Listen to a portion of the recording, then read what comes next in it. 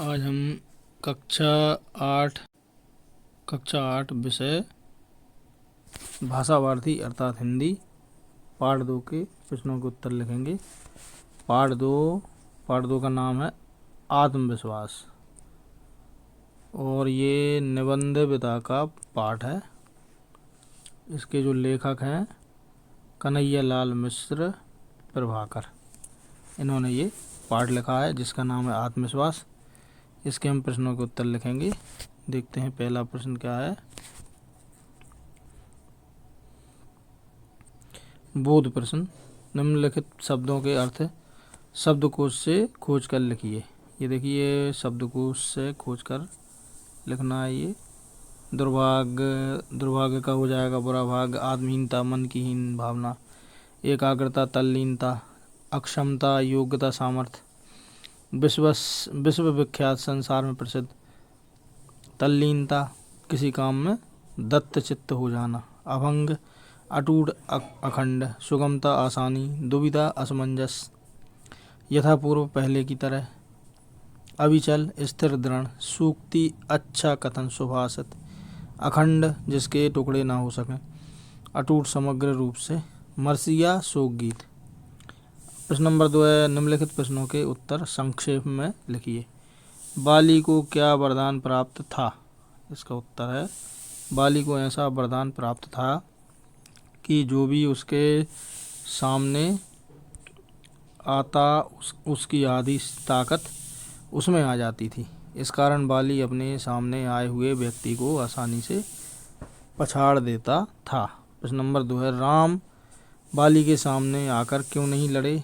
उत्तर है बाली को अपने शत्रु विरोधी के आधे बल को खींच लेने का वरदान प्राप्त था, अतः राम उसके सामने आकर नहीं लड़े। यह वरदान बाली को शंकर भगवान ने दिया था। राम भगवान शंकर के वरदान का सम्मान करते थे। प्रश्न नंबर गा। कृष्ण ने महाभारत में सर्वोत्तम काम क्या किया?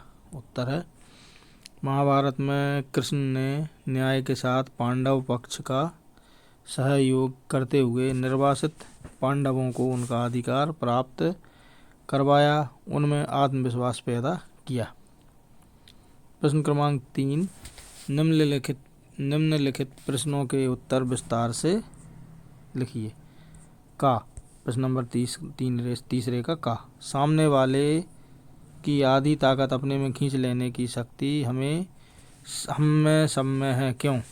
उत्तर है सामने वाले की आधी ताकत अपने में खींच लेने की शक्ति हम सब में है। यह शक्ति आत्मविश्वास की है। यह शक्ति हम सबको प्राप्त है, परंतु हम सबको अपनी इस आत्मशक्ति की पहचान नहीं है और ना उसका उपयोग ही किया है।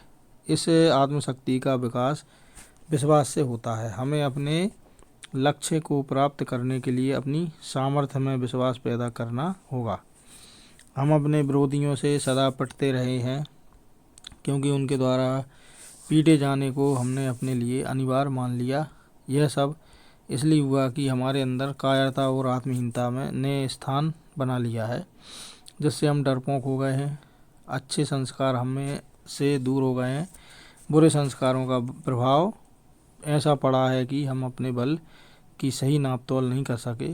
परिणाम यह हुआ कि विरोधियों को हमने अपनी अपेक्षा ताकतवर मान लिया, परंतु आत्महीनता और कुसंस्कारों से छुटकारा प्राप्त करें और आत्मविश्वास से भरे आत्मबल के द्वारा हम अपनी विरोधी की आधी शक्ति अपने में खींच सकते हैं। खा है।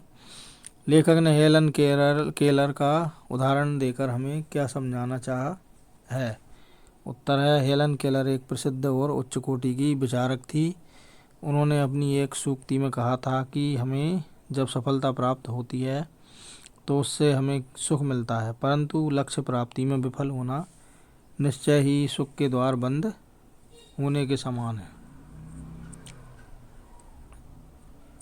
हम उस सफलता के न मिलने पर निराश और हतोत्साहित उठते हैं, परंतु उस निराशा की दशा में हम उत्साह से रहित हो जाते हैं। आत्मशक्ति और लक्ष्य प्राप्ति की सामर्थ्य से अपने विश्वास को खो बैठते हैं, जबकि होना यह चाहिए कि उद्देश्य प्राप्ति हेतु अपने अंदर की शक्ति को विकसित करना चाहिए और उसके प्रति मजबूत श्रद्धा और विश्वास रखना चाहिए। एक बार विफल होने पर हतोत्साहित नहीं होना चाहिए।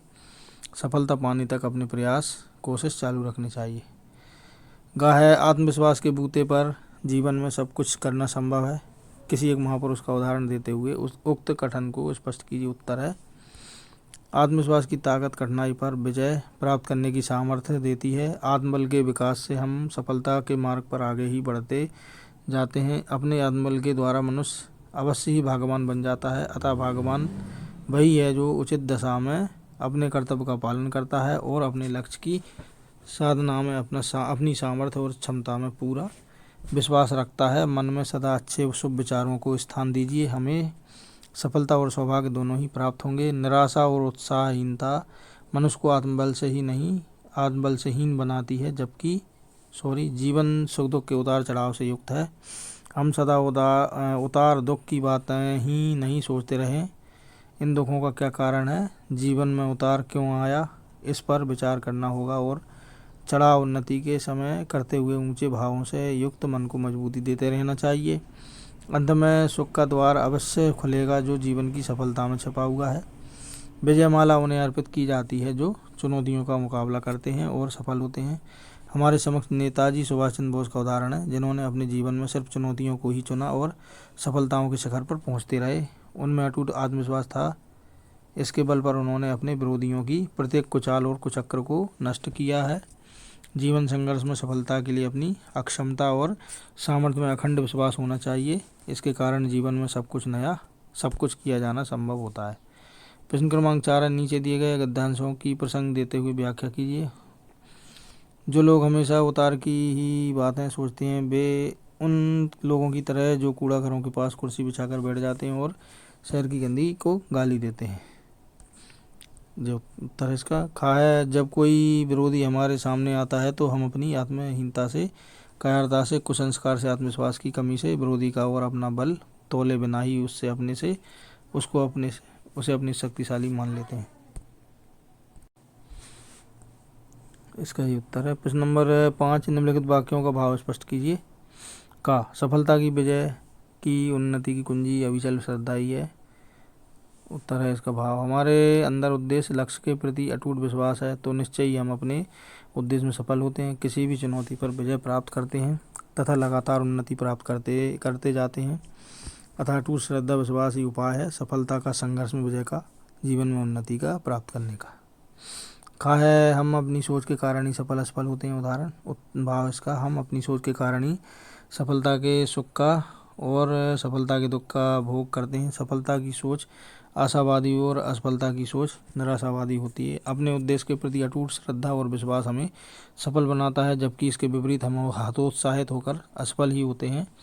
यह सब हमारी सोच पर ही आश्रित है। गाय हम में आत्मविश्वास हो तो इससे हम विरोधी को आत्महीन कर सकते हैं। उत्तर है आत्मविश्वास होने से मनुष्य उत्साहपूर्वक अपने लक्ष्य में सफल होता है, जिसके द्वारा वह अपने दुश्मनों को आत्मबल से रहित बना देता है।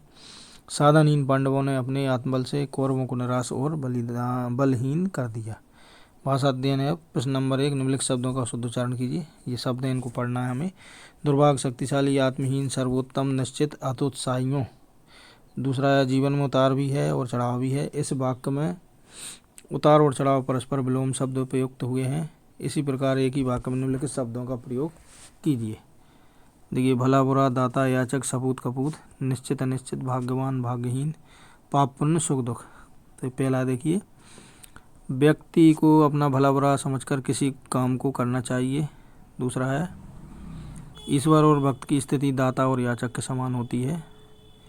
सपूत और कपूत के लिए धन संचय करना व्यर्थ है।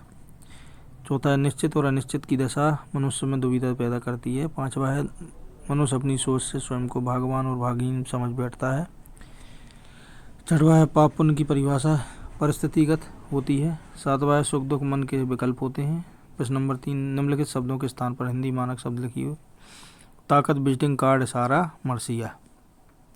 ताकत है बल, विजिटिंग कार्ड है पहचान पत्र, वह कार्ड पत्र जिसमें स्वयं का परिचय रहता है। इशारा है संकेत और मर्सिया है शोक गीत। प्रश्न नंबर 4 है, निम्नलिखित शब्दों में प्रयुक्त प्रत्यय और उपसर्ग पहचान करके अलग अलग कीजिए। देखिए, तल्लीन, दुर्भाग्य, शक्तिशाली कायरता एकाग्रता, खंडित अभागा। तो ये उत्तर है। देखिए तल्लीन का तत् उपसर्ग धनलीन, दुर्भाग का दुर उपसर्ग धनभाग, अभागा का आ उपसर्ग धनभागा, शक्तिशाली में शक्ति उपसर्ग है, शाली प्रत्यय है, कायरता में कायर और ता प्रत्यय है, एकाग्रता में एकाग्र और ता प्रत्यय है, खंडित में खंड इत प्रत्यय है। निम्नलिखित सामासिक पदों का समास वगैरह करते हुए उनमें नित्य समास पहचान कर लिखिए। देखिए आत्मविश्वास, कूड़ागर, खंदक, खाइयों, शक्तिहीन, यथापूर्व, विश्वास, विश्व विख्यात। तो ये देखिए क्रमांक 1, 2, 3। एक में आत्मविश्वास, सामासिक पद समास विग्रह, आत्मा में विश्वास, समास का नाम तत्पुरुष। दूसरा है कूड़ाघर, कूड़े का घर, तो इसका हो जाएगा तत्पुरुष। तीसरा है खंदक, खाइयों यानी खंदक और खाइयों, इसका हो जाएगा कौन सा समास है, द्वंद्व। फिर चौथा है शक्तिहीन, शक्ति सहीन, समास है तत्पुरुष। पांचवा यथापूर्ण, ये पूर्व की तरह है, इसका समास है अव्ययी भाव।